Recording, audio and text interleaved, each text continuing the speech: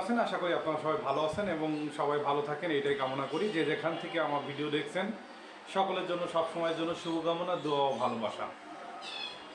আজকে একটি টপিক নিয়ে কথা বলবো, যে টপিকটি আসলে আমাদের সকলের জানা দরকার। আমরা যারা এইচআর প্রফেশনাল আছি, পাশাপাশি বিভিন্ন অর্গানাইজেশনে আমরা যারা কর্মরত আছি, শ্রমিক, কর্মচারী এবং কর্মকর্তা যারাই বিভিন্ন অর্গানাইজেশনে কর্মরত আছি, আসলে সকলেরই এই টপিকটি নিয়ে জানা দরকার। তো আজকে যে টপিকটি নিয়ে কথা বলবো সেটা হচ্ছে রেজিগনেশন, অর্থাৎ পদত্যাগ। তো এই বিস্তারিত আমরা আমাদের প্রেজেন্টেশনে অলরেডি দেখে নিই। রেজিগনেশন এটা বাংলাদেশ শ্রম আইন 27 নম্বর ধারায় খুব সুস্পষ্টভাবে উল্লেখ করা হয়েছে। জব সেপারেশন সাতটি ভাবে জব সেপারেশন হয়ে থাকে, তার মধ্যে আমি সর্বপ্রথম উল্লেখ করেছি রেজিগনেশন।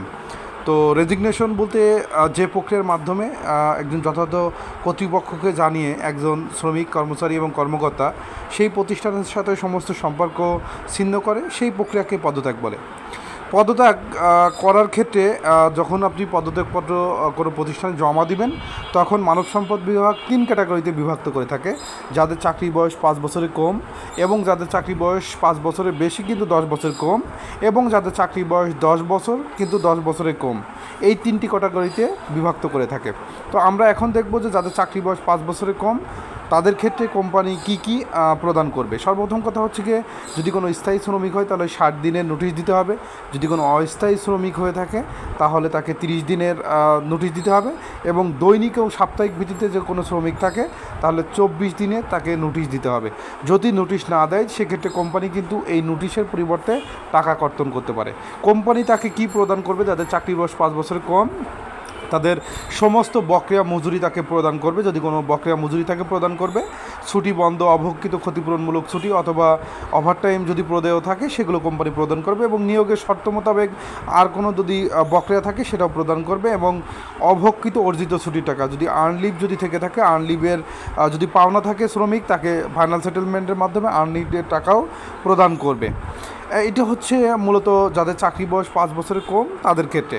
এখন একটি বিষয় বিদ্যমান, 5 বছর কম যদি হয়ে থাকে তাহলে কিন্তু সে সার্ভিস বেনিফিটের অন্তর্ভুক্ত হবে না, কারণ সার্ভিস বেনিফিটে খুব সুস্পষ্টভাবে উল্লেখ করা হয়েছে যাদের চাকরি বয়স 5 বছর এবং 5 বছর ঊর্ধ্বে শুধুমাত্র তারাই সার্ভিস বেনিফিটের অন্তর্ভুক্ত হবে। সুতরাং যারা 5 বছরের কম তারা এই বেনিফিট পাবে না। এখন দ্বিতীয়ত প্রসঙ্গে আমি আসি, যাদের চাকরি বয়স 5 বছরের বেশি কিন্তু 10 বছরের কম, তাদের ক্ষেত্রে কিভাবে? তাদের ক্ষেত্রে অন্য সব ঠিক থাকবে, শুধুমাত্র প্রত্যেকটি সম্পূর্ণ বছরের জন্য কোম্পানি তাকে 14 দিনের বেসিক প্রদান করবে, প্রত্যেকটি সম্পূর্ণ বছরের জন্য। সেক্ষেত্রে 6 বছর 3 মাস যদি হয়ে থাকে তাহলে কিন্তু 6 বছর ইন্টু 6 ইন্টু 14 দিনের বেসিক কোম্পানি প্রদান করবে। সেক্ষেত্রে প্রত্যেক সম্পূর্ণ বছরের জন্য সুস্পষ্টভাবে উল্লেখ করা হয়েছে, প্রত্যেক সম্পূর্ণ বছরের জন্য 14 দিনের মূল মজুরি কোম্পানি প্রদান করবে। আর বাদবাকি জন্য যদি কোনো বকেয়া থাকে, অর্জিত ছুটির টাকা বা অন্য কোনো বোনাস বা ওভারটাইম বা বকেয়া মজুরি যদি থাকে, এগুলো এর সাথে অন্তর্ভুক্ত হবে। সর্বশেষ যাদের চাকরি বয়স অবিচ্ছিন্নভাবে 10 বছর এবং 10 বছরের ঊর্ধ্বে, তারা কি বেনিফিট পাবে। তো এখন সর্বপ্রথম কথা হচ্ছে যে, যদি স্থায়ী শ্রমিক হয় তাহলে অবশ্যই 60 দিনের নোটিশ কোম্পানিকে দিতে হবে। যদি 60 দিনের কোম্পানিকে নোটিশ দেয়, দেন পরবর্তীতে মানব সম্পদ বিভাগ তখন তাকে বিবেচনা করবে।